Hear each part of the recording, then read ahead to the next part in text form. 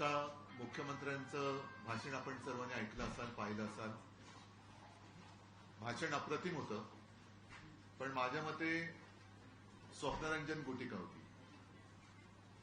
याचं कारण असं की जे प्रश्न उपस्थित केले गेले अधिवेशनात आणि जे प्रश्न महाराष्ट्राला भेडसावत आहेत त्याला नेमकेपणाने खरंच उत्तर मिळालं आहे का आणि त्याच्या समस्यांवरती उपाययोजना काही केली गेली आहे का, हा एक संशोधनाचा विषय या भाषणाच्या अर्थामध्ये आपल्याला शोधावा लागेल. विषय प्रत्येक अधिवेशनामध्ये जे असतात ते कमी होण्याच्या ऐवजी वाढतच असतात. उदाहरणार्थ शेतकऱ्यांचे विषय आहेत, शेतकरी आत्महत्या वाढत आहेत, गुन्हेगारीमध्ये वाढ होते, महिलांच्या अत्याचारात वाढ होते. मी आज सभागृहात किंवा विधिमंडळात येताना काही विद्यार्थी पाहिले, विद्यार्थिनी आणि विद्यार्थी, आणि मला खरंच लाज वाटली की हे विद्यार्थी ह्या विधिमंडळात येऊन कसं वागू नये याच्यासाठी तर आले नसतील ना बघायला. याचं कारण तुम्हाला सगळ्यांना माहिती आहे की गेल्या काही दिवसात, काही महिन्यांमध्ये विशेषतः सत्ताधाऱ्यांचा जो काही एक माज आहे, मी याला राजकारण मानत नाही, मी याला सत्तेचं माजकारण म्हणतोय. सत्तेचा आलेला माज आहे. मग कुठे बॉक्सिंग होते, कुठे नवीन एक गँग आलेली आहे, चड्डी बनियन गँग, तिचे प्रताप आपण पाहतो आहोत. उघडलेले खोके बघतो आहोत. त्याच्यानंतर काल विधिमंडळाच्या आवारात झालेली हाणामारी आपण पाहिली. एकूणच संपूर्ण देशात महाराष्ट्राला शर्मेने मान खाली घालावी लागेल अशी ही काही दिवसातली मालिका होती घटनांची. ठीक आहे, कालच्या त्या महाराणीबद्दल आज अध्यक्षांनी उच्चस्तरीय समिती वगैरे नेमले, पण हे सुरू कुठून झालं आणि नेमकं कसं झालं याच्या मुळापाशी जर काही गेले तर त्या उच्चस्तरीय समितीला काही अर्थ आहे. आपली सत्ता आलीच पाहिजे म्हणून गुंडांवरती असलेले गुन्हे, एकतर त्यांना धमक्या दिल्या जाणं की तू आमच्याकडे नाही तर तुरुंगात जा, आणि त्यांच्याकडे गेल्यानंतर त्यांना गंगास्नान घालून पवित्र करून राजकारणामध्ये वापरायचं, कारण सत्ता आली पाहिजे. आणि तिथून मग त्या गुन्हेगारांचा नवीन राजकीय जन्म होतो आणि या सगळ्या गोष्टी वाढीस लागतात. माझं प्रामाणिक मत असं आहे की सर्व पक्षांनी एकत्रित बसून असे जर का गुंड कोणी घेतले असतील, कोणी, आणि त्यांना सत्तेसाठी वापरलं गेलं असेल किंवा कळत नकळत, हा शब्द मी जाणीवपूर्वक वापरतोय, कळत नकळत त्यांना उमेदवारी देऊन कुठे निवडून आणून सत्तापदं दिली गेली असतील तर ती पहिली काढून घेतली गेली पाहिजेत. जर विधिमंडळामध्ये, विधान भवनाच्या आवारामध्ये मारामाऱ्या होत असतील तर मला खरोखर लाज वाटते. देशामध्ये आपल्या राज्याची प्रतिमा काय झाली असेल. आजपर्यंत माझ्या तरी आठवणीमध्ये, तुम्ही योगेशजी तुमच्यासारखे काही सिनियर पत्रकार आहेत, तुम्ही सांगू शकाल की असं पूर्वी कधी झालं होतं. माझ्या तरी आठवणीमध्ये नाहीये. आणि ह्या गोष्टीला नुसतं उच्चस्तरीय समिती काय करेल उच्चस्तरीय समिती? मूळ हे आहे की प्रत्येक पक्षात राजकारण्यांनी स्वतःच्या सत्तेच्या लालसेपायी गुंडांना घेतलं. त्यांच्यावरचे आरोप म्हणजे अगदी दाऊदचे साथीदार असल्यापासूनचे, साथीदारांसोबतचे पार्टीतले व्हिडिओ, मग इक्बाल मिर्ची बरोबरची भागीदारी, कोणाचं आणखीन कोणाबरोबरचे संबंध, ह्या सगळ्या गोष्टी आरोप करणारे तेच, पक्षात घेणारे तेच, आरोप मागे घेऊन त्यांना चंदनाचा टिळा लावणारे तेच. आणि मग अशा लोकांकडनं दुसरी अपेक्षा काय? लोकशाहीचाच जर का मी म्हणेन खून करणारे असे राजकारणी विधिमंडळात आणि महाराष्ट्रामध्ये वावरायला लागले तर जनतेने काय करायचं? हे विधिमंडळाचं अधिवेशन जनता मोठ्या अपेक्षेने पाहत असते की माझ्या प्रश्नाला नेमकं काही उत्तर मिळाले की नाही. काल मी आलो होतो तेव्हा सगळ्या आपल्या पोलीस कर्मचाऱ्यांच्या पत्नी, त्यांचं एक शिष्टमंडळ आलं होतं. मला कल्पना नाही की त्यांना मंत्र्यांनी भेट दिली की नाही. काल पण दिली नाही, आज पण दिली नाही. आणि काही घोटाळे आम्ही बाहेर काढलेत. त्याच्यावरती मग तुमच्या काळात काय झालं, आमच्या काळात काय झालं. ठीक आहे, आम्ही जर काही गुन्हा केला असेल तर तुम्ही आमच्या पत्रात जरूर टाका. पण आज तुम्ही आहात, जवळपास एक तिसरं चौथं वर्ष आहे, तुमची सत्ता, तुमच्या सत्तेचा काळ सुरू आहे. त्याच्यामुळे आज जे काही घडतंय याची जबाबदारी तुम्ही काल काय घडलं ते कोणाच्या काळात घडलं असं टाकून तुमचं तब्येत झटकू शकत नाही. जे काय घडतंय त्याची जबाबदारी आजच्या सत्ताधाऱ्यांनी घेतलीच पाहिजे. आणि मी तर म्हणेन पुढे ते असं घडू नये याच्यासाठी काय उपाययोजना करणार हे त्यांनी सांगितलं पाहिजे. विषय मी तुम्हाला म्हटलं तसं की साधारणतः अर्थसंकल्प जाहीर झाल्यानंतर हे सलग दुसरं का तिसरं अधिवेशन आहे जिथे पुरवण्या मागण्या मांडल्या गेल्या. पुरवण्या मागण्या म्हणजे 1 तारखेला पगार झाल्यानंतर हे सुद्धा मी वृत्तपत्रातच वाचलेलं म्हणून मी कॉमेंट सांगतो. मी काय अर्थतज्ञ नाहीये. 1 तारखेला पगार झाल्यानंतर 8 तारखेला पुन्हा भीक मागणे किंवा कर्ज काढण्यासारखं आहे. प्रत्येक नागरिकाच्या डोक्यावरचं कर्ज हे वाढत चाललेलं आहे. म्हणजे जर का तुम्ही एकूण राज्यावरती किती कर्ज आहे याची आकडेवारी माझ्याकडे आहे, पण इथे आपल्याकडे सुद्धा आहे. तर नुसतं व्याजच 64,000 कोटीच्या पुढे गेलेलं आहे. म्हणजे प्रत्येकाच्या डोक्यावर, प्रत्येक नागरिकाच्या डोक्यावर किती कर्ज आहे आणि कुठे गेलं, कोणासाठी करताय. योजना तुम्ही फसव्या योजना जाहीर केल्या, लाडकी बहीण जाहीर केली, त्याच्यानंतर आज त्यांना पैसे देताना नाकीनं वळतायत. मग त्यांनी जी काय मतं तुम्हाला दिली ती या फसवणुकीसाठी दिली का? म्हणजे एकूणच संपूर्ण राज्याचं वाटोळं झाले किंवा होण्याच्या दिशेने आपली वाटचाल सुरू आहे. आणि ह्याच्यामध्ये नुसतं तुतुमयमय करून एकमेकावरती दोषारोप करण्यामध्ये आजचे सत्ताधारी, मग आम्ही सगळेजण मी म्हणेन त्याच्यामध्येच मशगूल आहोत. आणि म्हणूनच मला असं वाटतं की निदान मला तरी या अधिवेशनातून महाराष्ट्राच्या जनतेच्या कोणत्याही अपेक्षेला काही न्याय मिळालाय असं काय वाटत नाहीये. यापुढे तुम्हाला काय विचारायचं असेल तर विचारा. मला पण काय बोलायचं असेल तर मी बोलेनच, पण आपल्या प्रश्नाला उत्तर द्यायचा मी प्रयत्न करेन.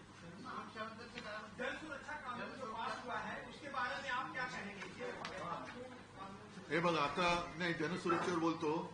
नुसतं या जानेवारी ते मार्च मध्येच 767 शेतकऱ्यांनी आत्महत्या केल्या आहेत. म्हणजे सरासरी काढली तर रोज 8 आत्महत्या होत आहेत. गेल्या वर्षी पण जवळपास सव्वा हजार म्हणजे 1,267 शेतकऱ्यांनी आत्महत्या केलेल्या आहेत. म्हणजे ही आकडेवारी ही अशीच होते, त्याच्यावरती काही इलाजच केला जात नाहीये.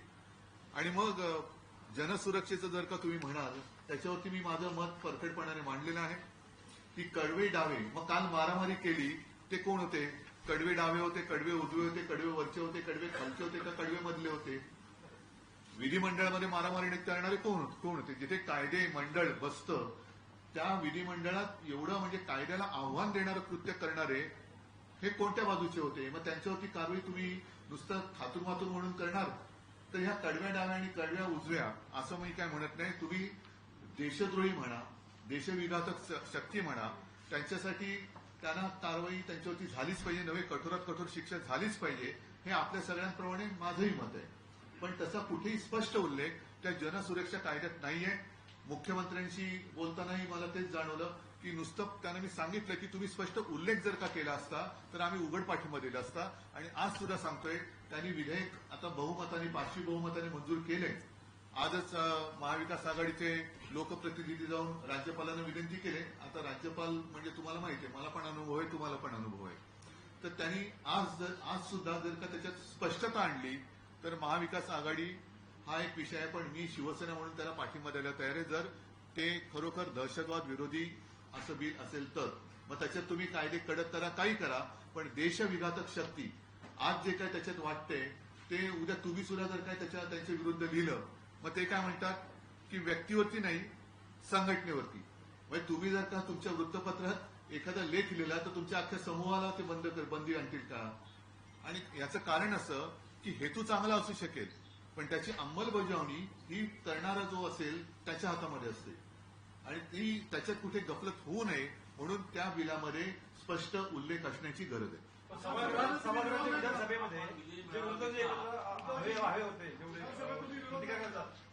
आज मी बोलतो ना, पण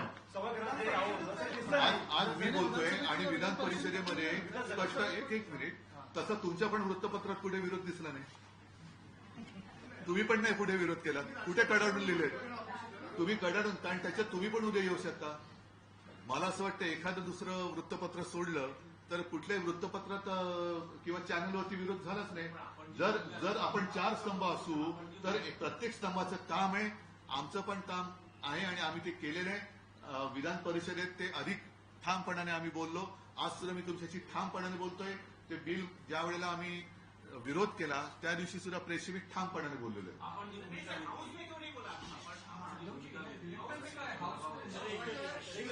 तुम्ही त्याच्यातच रमणार असेल तर रमा, मला त्याच्यात इंटरेस्ट नाहीये. मराठीच्या संदर्भात आपण जी भूमिका घेतली, आपण आंदोलन करणार होते, त्यानंतर आपण विजयी मेळावा घेतला, सरकारने जेव्हा माघार घेतली तेव्हा त्या सर्व गोष्टींना वृत्तपत्रांनी आणि माध्यमांनी प्रसिद्धी दिली ना चांगली, म्हणजे ते एक प्रकारे आम्ही केलेलं समर्थनच होतं. आहे ना, मी जनसुरक्षेबद्दल बोलतोय, मी मराठीच्या मुद्द्यावर बोलतच नाहीये, जनसुरक्षेबद्दल बोलतोय, मराठीच्या मुद्द्यावरती बोलतच नाहीये.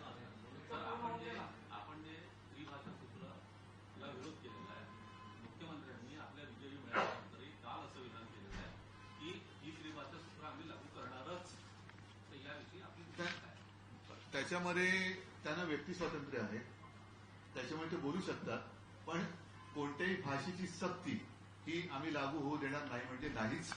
याचा अर्थ कोणत्याही भाषेला आम्ही विरोध करतोय असा कृपा करून गैरसमज करून घेऊ नका. पण कोणत्याही भाषेची सक्ती ही आम्ही लागू करू देणार नाही.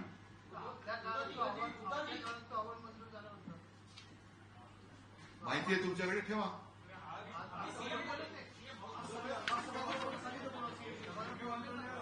राष्ट्रीय शैक्षणिक धोरण 2020 धोरण अंमलबजावणीसाठी मुख्यमंत्र्यांच्या अध्यक्षतेखाली कार्यगट, मी मुद्दामून पान काढून आणले.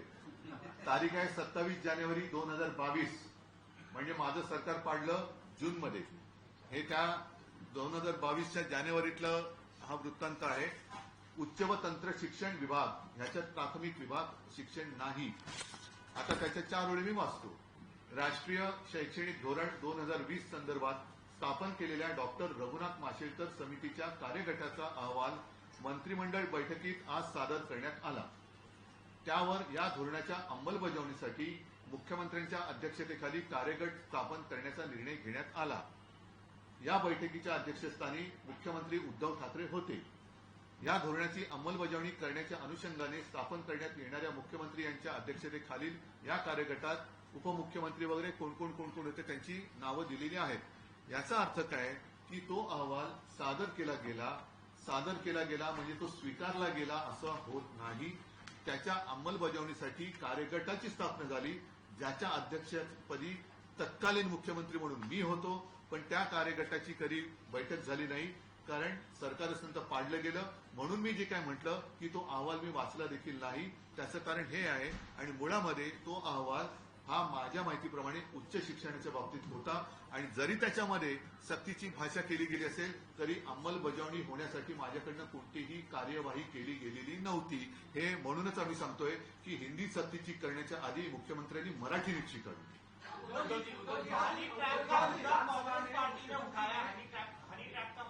कांग्रेस पार्टी ने उठाया, शिकायत करता थाने के तो उन्होंने केस दायर किया, उसे पीछे ले लिया गया. शिवसेना की इस मुद्दे पर क्या भूमिका है? सरकार का कहना है कि ऐसा हुआ नहीं. हनी ट्रैप, उसमें मैंने सुना है कि लगभग कितने 72, उसमें कुछ पुलिस अधिकारी भी है, कुछ अन्य अधिकारी भी है, कुछ राजनीतिक नेता भी है.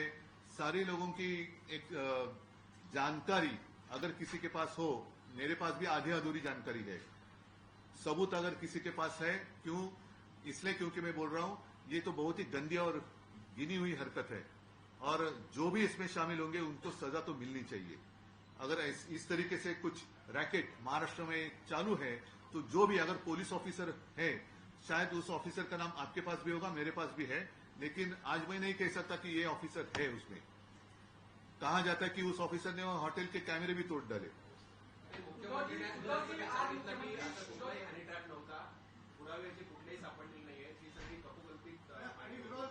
मग घाबरण्याचं कारण काय? त्यांच्यातली संभावित म्हणून नाव आहेत त्यांची. मला जोडून एक प्रश्न आहे, त्या नाना पटोले तुम्हा लोकांना तो दाखवतच नाही का पेनड्राईव्ह मध्ये काय नाना पटोले आम्हाला बघायची इच्छा नाहीये त्याच्यावर परत. आम्हाला पेनड्राईव्ह बघण्यात इंटरेस्ट नाहीये. ऐका, आम्हाला पेनड्राईव्ह बघण्यात इंटरेस्ट नाही. पेनड्राईव्ह मध्ये जे आहेत त्यांच्यावरती कारवाई झालेली बघण्यात इंटरेस्ट आहे. मुख्यमंत्री ने हाउस में रिप्लाई के समय में कहा कि कुछ लोग 2-3 महीने में मुंबई तोड़ने का इस तरीके के भाषण देने लगेंगे, लेकिन उनके पिताजी दादाजी इस तरीके से तमाम सारे 100 पीढ़ी आ जाए तो भी मुंबई तोड़ के गुजरात में नहीं किया जाता. जानबूझ के उसको पॉलिटिकल मुद्दा बनाया जाता है टीएमसी चुनाव के पहले. तोड़ने की भाषा तो नहीं हम कर रहे हैं, लेकिन मुंबई का महत्व खत्म तो होते करने जा रहे हैं वो।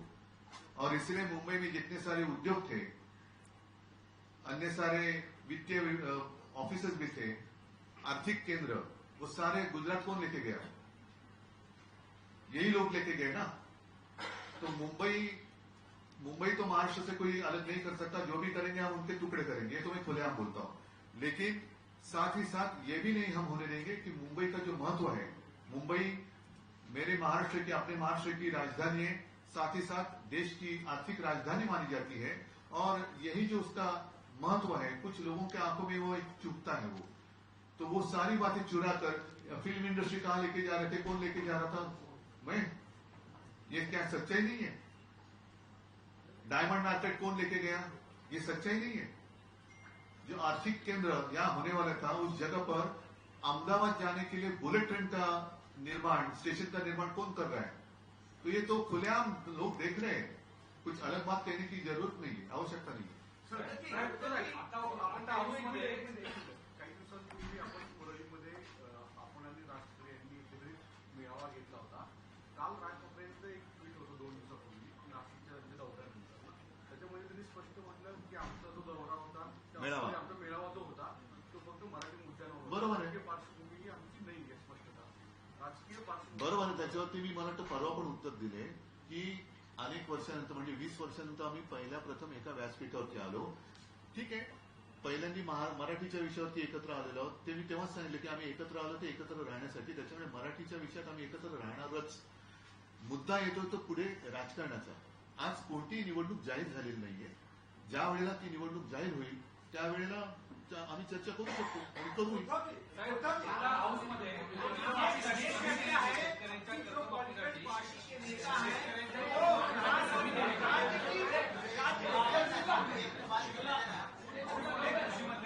तुम्ही असं जाऊ दे, मी बोलत नाही, परत कोणाचा अवमान व्हायचा. शेतकऱ्यांच्या कर्जमाफीसाठी एक समिती नेमली, उच्चाधिकार समिती.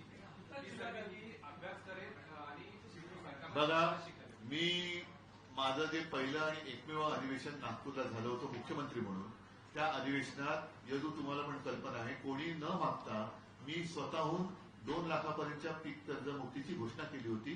त्याच्यानंतर जे नियमित कर्ज परतफेड करतात त्यांना आपण प्रोत्साहन म्हणून 50,000 रुपये जाहीर केले होते.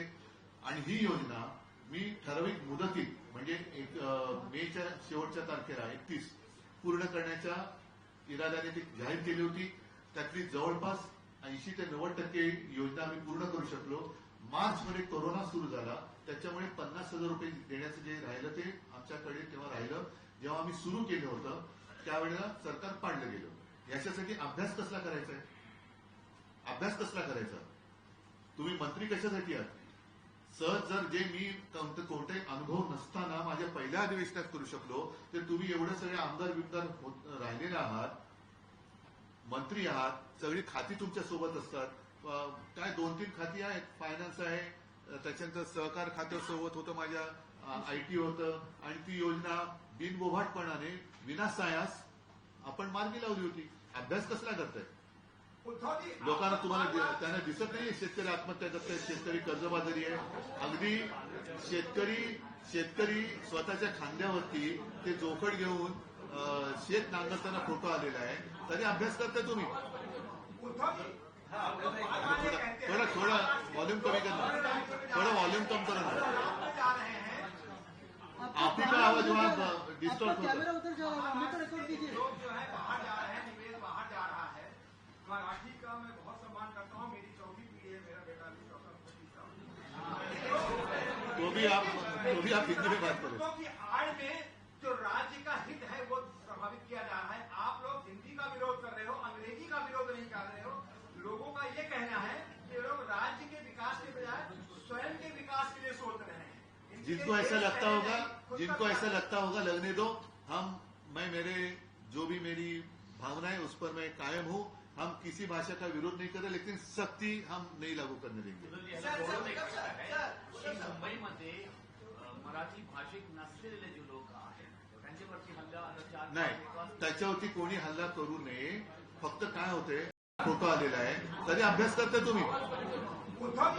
थोड़ा वॉल्यूम कमी करना, थोड़ा वॉल्यूम कम करो ना, जा रहे हैं आप ही का आवाज वहाँ डिस्टॉर्ट होता है। लोग जो है बाहर जा रहे हैं, निवेश बाहर जा रहा है।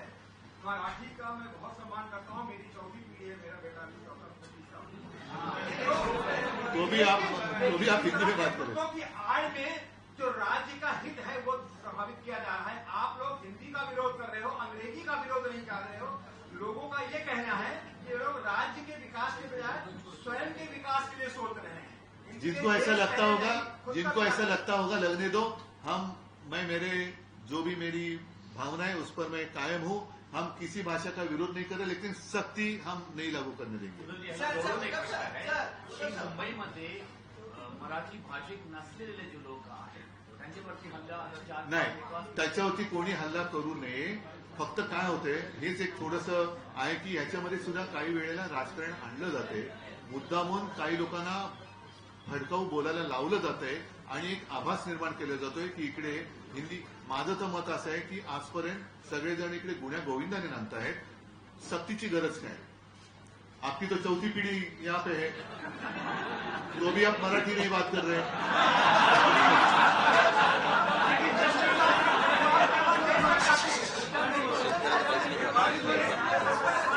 एक हाँ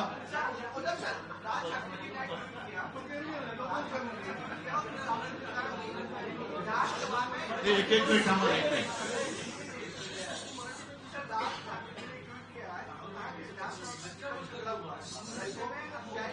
एक मिनिट थांबा जरा, मला ऐकू दे ना, जरा मला ऐकू दे ना.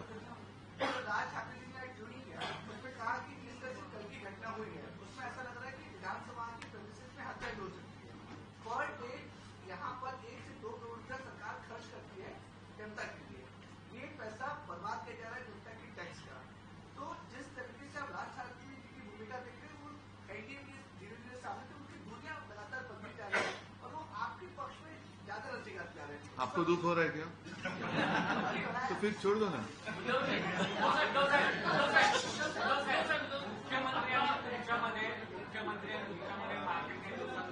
तुम्हाला प्रॉब्लेम होतोय का?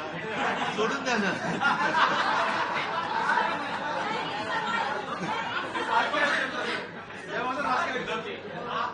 मुख्यमंत्री जी ने हंसते खेलते हुए सही, लेकिन आपको यहाँ आने का जो ऑफर दिया था, क्या उसे अगर वो सीरियस है तो क्या आप गंभीरता से इसको विचार करेंगे?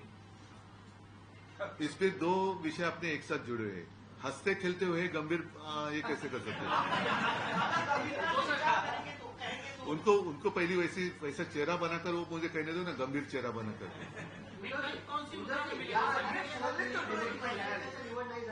काय?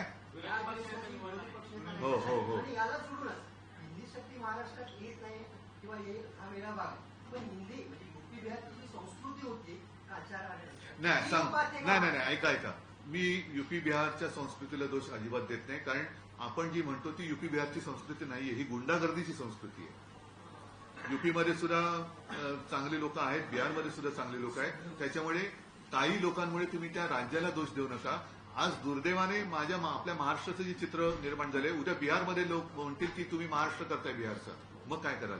माझं दुःख ते आहे की आपल्या सोन्यासारख्या राज्याची तुम्ही पूर्ण वाताहत करून टाकता आहात, की जणू काही इकडे गुंडा राज्यच म्हणावं लागेल. आणि म्हणून मी म्हटलं की राजकारणाच्या किंवा सत्तेच्या हव्यासापायी गुंड लोकांना पक्षात घेऊन जर उमेदवारी देऊन त्यांना त्यांचं राजकीय पुनर्वसन केलं जात असेल तर ते चुकीचं आहे आणि त्याचं हे फलित आहे. तुम्ही जिंका ना, तुम्हाला जिंकायला कोण अडवतंय? आजपर्यंत निवडणुका काय पहिल्यांदाच झाल्या तशातला भाग नाहीये. तुम्ही तुमचे मुद्दे मांडा, आम्ही आमचे मांडतो, हे यांचे मांडतील ते त्यांचे मांडतील आणि जनतेवरती सोपवा निर्णय. एक प्रश्न मगाशी आपण उल्लेख केला चड्डी बनियन गँग आणि टोपीवाले, तर ते आपल्या पक्षात पण होते ना. तेव्हा फुल शर्ट आणि फुल पॅन्ट घालायचे.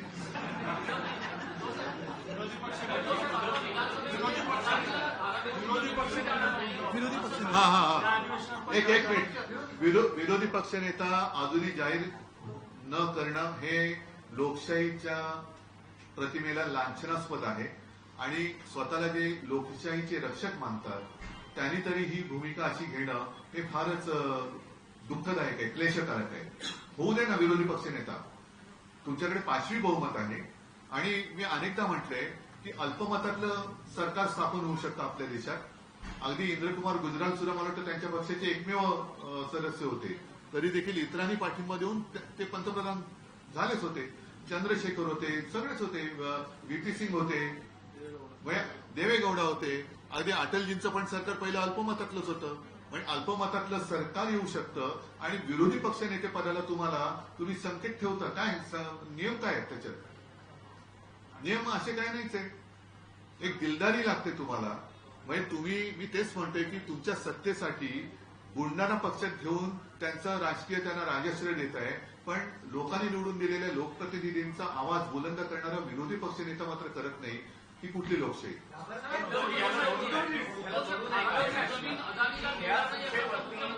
त्यांचं असं म्हणणं आहे की इकडे महाराष्ट्रामध्ये नंबर नसल्यामुळे ऑपोजिशन लीडरचं असं कोणतंही हे नाहीये, कारण त्याचं लेखी उत्तर आत्ता माझ्याकडे नाहीये, पण हे भास्कर जाधव आणि त्यांच्याकडे आहे.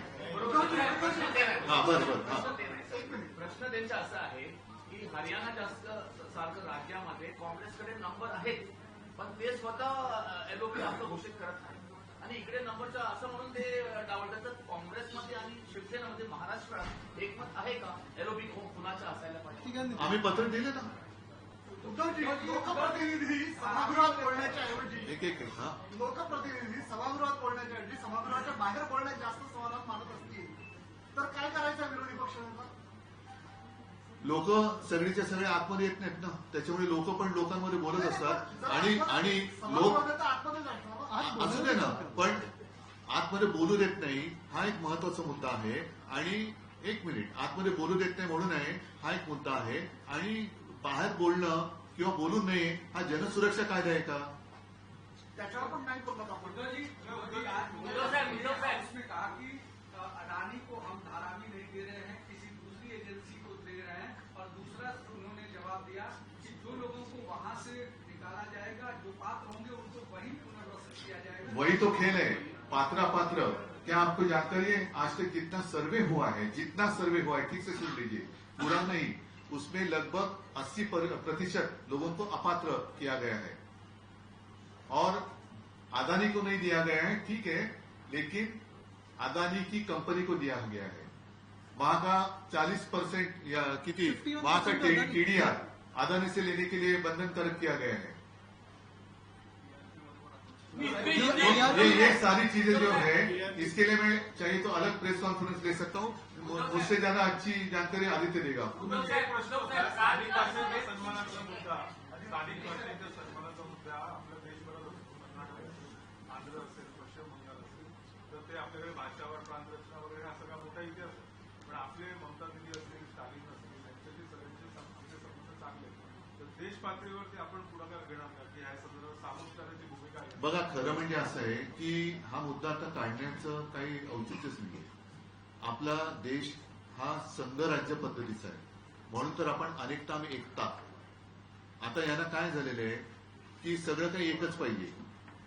आणि मध्ये म्हणजे 1-1.5 वर्षापूर्वी नड्डा येऊन बोलले होते की एकच पार्टी, आता 1 नेशन 1 इलेक्शन. त्याच्यामुळे सगळं 1-1-1-1 चाललंय. असं नाही होणार. संघराज्य खरं म्हणजे केंद्र सरकार हा शब्द नाहीये. संघ म्हणजे संघ वेगळा, तसा नाही संघ. तर संघराज्य पद्धती आणि संघराज्य पद्धती मोडायला निघाले असं असा आमचा समज आहे.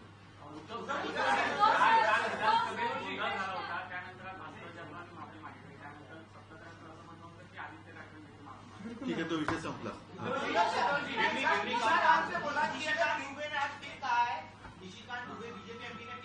छोड़ रे ऐसे.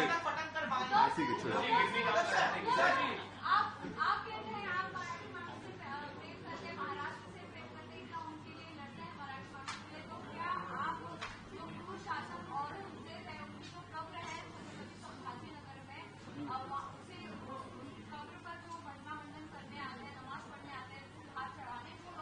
इसका और हिंदी का और इसका लेना देना क्या है? उसको नहीं सुदर्शन सुनिए वो सुदर्शन आप सुदर्शन चैनल से हो ना? क्या यदुवंशी ही यहूदी है? लेकिन इसमें एक बात है कि सिक्योरिटी वहां किसने दी है? औरंगजेब की कब्र को सिक्योरिटी किसने दी है? ASI ने दी है जो केंद्र सरकार की है, मोदी साहब की सरकार ने दी है, तो ये सवाल उनको होना चाहिए। नहीं एक मिनट, नहीं एक मिनट, हम यहाँ कुछ मांगे ना मांगे, लेकिन औरंगजेब की जो कब्र है वो तो महाराष्ट्र में है, जिना की कहाँ है? तो उस वक्त जो आडवाणी साहब गए थे वो तो आपके चैनल पर शायद दिखाया होगा। उद्धव साहेब ऐकलं असेल, आम्ही गुवाहाटीला गेलेलो अधिवेशनादरम्यान प्रेस विधान परिषदेत उद्धव साहेब आता तुम्ही महाविकास आघाडीमधून विरोधामध्ये बसलेले आहात, त्यानंतर आता प्रेस कॉन्फरन्सला महाविकास आघाडीचे अग्रेस पक्षाचे आम्ही प्रत्येक पक्षाला स्पेस देऊ इच्छितो। उद्धव साहेब विधान परिषदेत बोलले, आम्ही त्यावेळेस गुवाहाटीला गेलो होतो त्यावेळी दिल्लीसोबत संधान साधलं होतं. काय ते ज्यावेळेस गुवाहाटीला गेले होते त्यावेळी तिथे दिल्लीसोबत चर्चा सुरू होत्या असं एकनाथ शिंदे या परिषदेत. त्यांना काय झालेलं ना, ते त्यांचा तो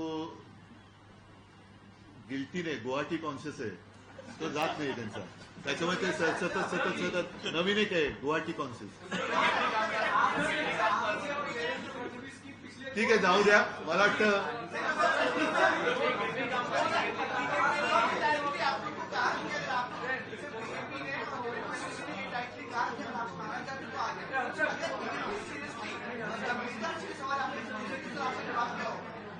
देखो, पहले मैंने जिक्र किया, ऐका दादा, पहले मैंने शुरुआत की तो इस बात का जिक्र किया था चड्डी बनेंगे, तो ये अंदर की बात है। चला, धन्यवाद।